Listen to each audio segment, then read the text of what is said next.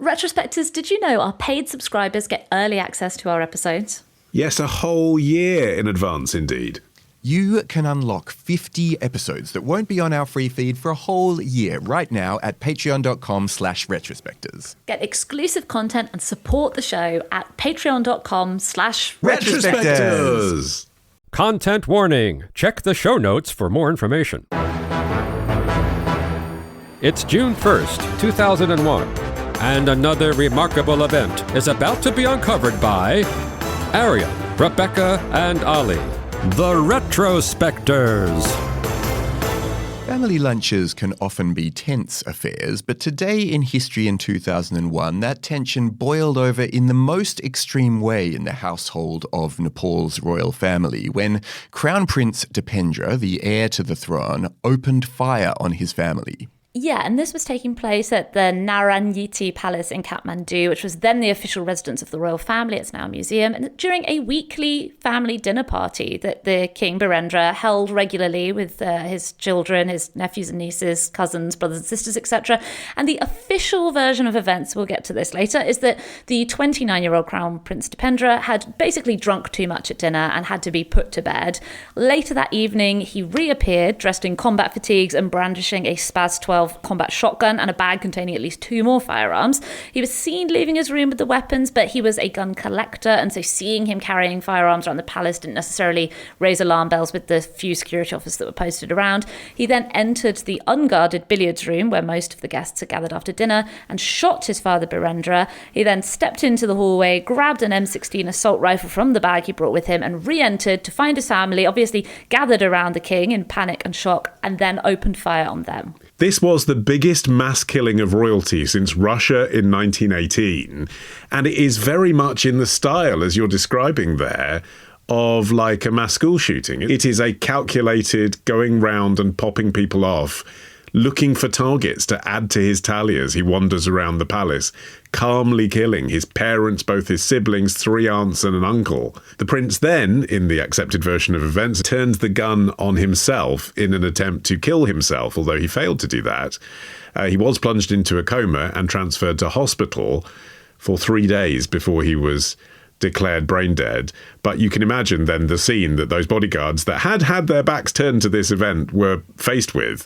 Because this was a family moment, right? They're thinking we need to protect the royals from people coming from the outside. No one was caring what the Crown Prince was up to, and he just killed everyone, tried to kill himself, but was still technically alive, and so therefore would be the next King of Nepal. Yeah, I mean, there's an extra surreal twist because, Nepal was immediately thrown into deep confusion and mourning. But with Dipendra still in a coma, the monarchy had no clear leader. But because of the way that succession works, he had to be declared king, even while unconscious, because a constitutional formality based on the way succession is meant to work meant that he was technically the king. So he remained the monarch for 3 days before he then died on June the 4th. And then, only then, could the nation start to think about moving on. That same day, Gyanendra, King Birendra's younger brother, and a figure with a much more controversial past, including his brief stint as king in the 1950s, was crowned monarch for the second time. So why did he do it? Well, the reason that you'll see cited most commonly is that he had clashed with his parents over his choice of bride, namely that he wanted to marry Devyani Rana, who was the daughter of an aristocratic Nepalese political family, whom he had met actually while in England. He was studying at Eton in the late 80s. Dipendra had been placed under the care of Sir Jeremy Bagg, whose daughter was a friend of Devyani, and the Queen was supposed to have been particularly opposed to the match. She actually had been born into the same family, the Rana dynasty herself, but there was historical bad blood with Devyani's side of the family, plus Devyani's mother was Indian and from an aristocratic family that was even wealthier than the Nepalese royal family. The Queen was a bit of an old-fashioned royal snob. She thought that her son should be marrying a member of the Nepalese aristocracy,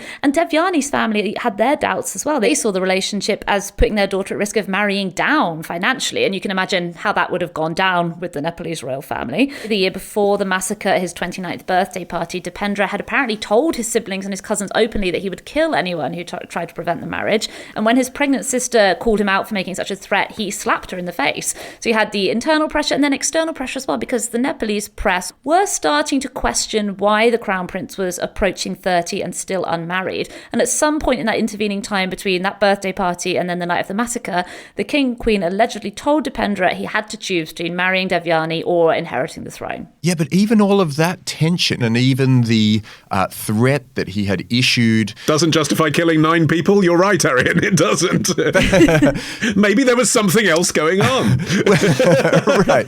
In his head. The people also didn't believe that it was a strong enough motivation to want to kill your whole family. And that's part of why immediately there were these conspiracies and there was public distrust around the whole official story. Because that idea that Dipendra was the lone gunman was it just seemed to not hold water in a bunch of different ways. Even though his relationship frustrations were known, many thought that that just wasn't going to be enough. And also, key witnesses, including Gyanendra, who became king, and the other surviving royals, offered kind of limited or sometimes contradictory accounts of what had happened. I think that can be explained away by the fact that people in moments of high trauma often are very confused by what's going on. Yeah, but also, they weren't actually witnesses. They weren't there. If they had been there, they'd have been killed by him. That's the point, well, this isn't is it? true. The brother was the one who wasn't there, so he became king. So all he's witnessing is the context, not the event. But there were these unanswered questions like how did Dipendra acquire so many weapons inside a secure palace? And also there were rumours circulating that Gyanendra himself might have been involved, especially since, as you say, he wasn't there on the night. And he personally benefited by ultimately becoming king. So people were very suspicious of what was going on. That's the Shakespearean sort of storyline, isn't it? Right. The brother who's been king before, he's conveniently out of the picture. But I think all of this was not helped by the fact that the Prime Minister, for understandable reasons, I mean, just give some context on Nepal, right? They literally believe that the royal family are Hindu gods, living gods, deities, right? But at this point in history, they've transitioned a lot of power to a democratically elected government, but they still have a monarchy, and the monarchy is really well respected, but there's a Maoist insurgency happening all around as well. So there's like a lot of balls in the air at this point, and it's all a bit shaky. What happens if he doesn't have a child? Because then we won't have a royal family anymore, i.e. no gods running the country anymore. So it's all very febrile. And within all of that, the Prime Minister at the time sort of suggested it might have been a mistake, that the Crown Prince made some terrible mistake, it wasn't deliberate, and that maybe there was some sort of police conspiracy around it. And that, once the Prime Minister says that, people believe it. Yeah, and the sort of smoking gun for Nepalese conspiracy enthusiasts is the fact that Dipendra's apparently self-inflicted gunshot wound was at his left temple, which is a very odd place for it to be for someone who was right-handed. That's been interpreted in a couple of ways, one being that possibly a palace security guard shot him to stop the massacre, but it was covered up because it looked a bit bad, like this sort of Secret Service shot JFK theory. Don't shoot the gods. Yeah. We've got one rule around here. Yeah. Even the gods that's shooting other gods, though? Tricky. Then it gets very confusing. But, that feeling of suspicion had been sown right from the start when the government did initially try to describe it as potentially having been an accident. And the official investigation only lasted 2 weeks, which seems an incredibly short amount of time. Meanwhile, the lady at the centre of all this, the proposed bride, Devyani Rana, the Crown Prince had been speaking to her on the phone just before he committed this atrocity. And what isn't known, because it was a private conversation, is exactly what was said.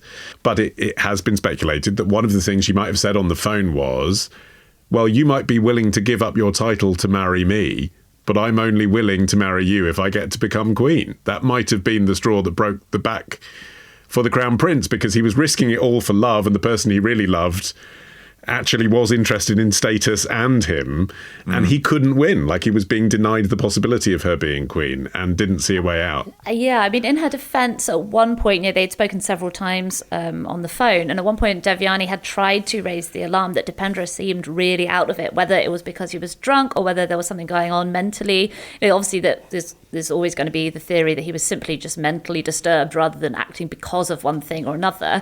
He was very popular, and those who knew him described described him as being outgoing and intelligent, but also you see this a lot with spoiled young royals, don't you? Capable of extreme outbursts, temper tantrums, cruelty. When he found out in 1990 that his father had agreed to take Nepal from being an absolute monarchy into a constitutional monarchy as a result of that pro-democracy movement, Dipendra was still at Eton at the time, and reportedly when he heard the news, he flew into a rage and started kicking a door. So this was someone who didn't take bad news very well. Well, that final king, Gyanendra, I saw a report about him recently that said that subsequent to losing the monarchy, he'd been forced to live like a commoner. But don't worry, everyone, he's still doing okay, because by 2008, he reportedly had investments in at least 35 Nepali companies, including a $100 million stake in the Soalti hotel complex, and substantial holdings in tea and tobacco and the power sectors, as well as international ventures. So as far as being forced to live like a commoner, he's not exactly roughing it. Yeah, if you're listening, Gyanendra, the Patreon link is in the bio. Now, This episode first aired last year exclusively to members of Club Retrospectors. Join today and unlock a new episode this Sunday. Patreon.com/retrospectors